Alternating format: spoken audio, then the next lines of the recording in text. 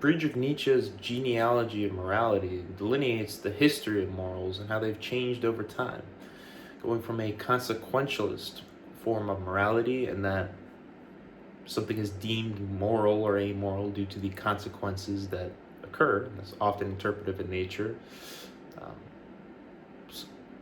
unless it corresponds to reality in some sense, has some tangible effects, obviously, more often than not, to a intention-based morality that, do not do this action because this and that, and that can be that can have a bidirectional relationship. The intention is drawn upon a consequence, right? In any case, I find that, you know, some people are told not to do certain things. They might be allured by. They might be bad things in the sense that, it's arbitrarily defined by the arbiters of morality. It may or may not be bad to you, for instance, but I've learned most from actually doing the bad things, some of which actually did imbue negative effects on me.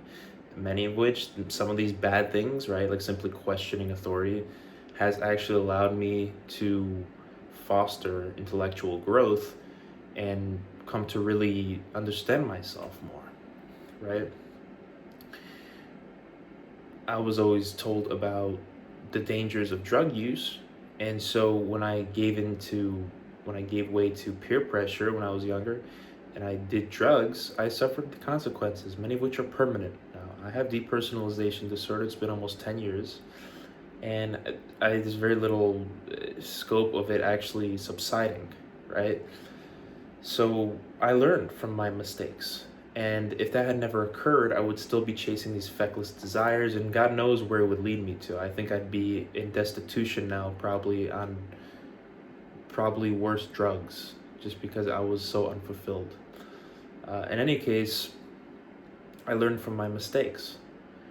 And, some people, they do the bad things out of a sense of spitefulness towards tradition. Like, I'm going to do drugs because, just to spite, the past, even though, the past tradition, progress, conservatism, liberalism, this is so arbitrarily defined because, like I've mentioned in many videos, the conservatism of the past can be today's, like, liberalism in some sense, and vice versa. I mean, various, like, let's just take psychedelic substances used by tribal people for thousands of years, right?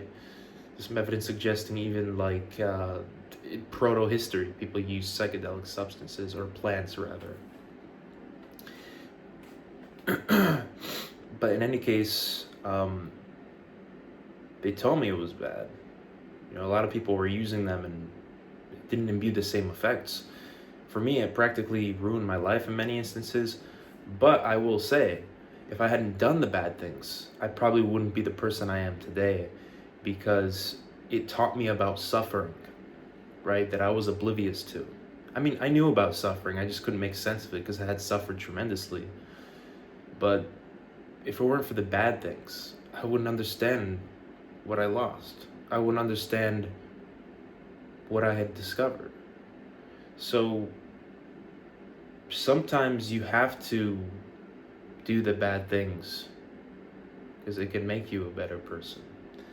And it would actually be worse if I didn't destroy myself in the process. It would have been worse if I didn't harm others in the process, because it taught me about remorse, right? But it's all situational. For some people, they never learn.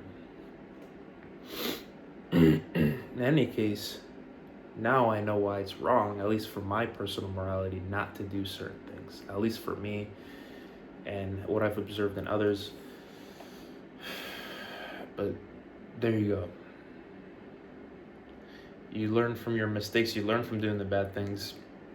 You could be told your whole life not to do the bad things, so you never do the bad things. So you're constantly tantalized by them your entire life, right? And you're never actually really learning anything in the process.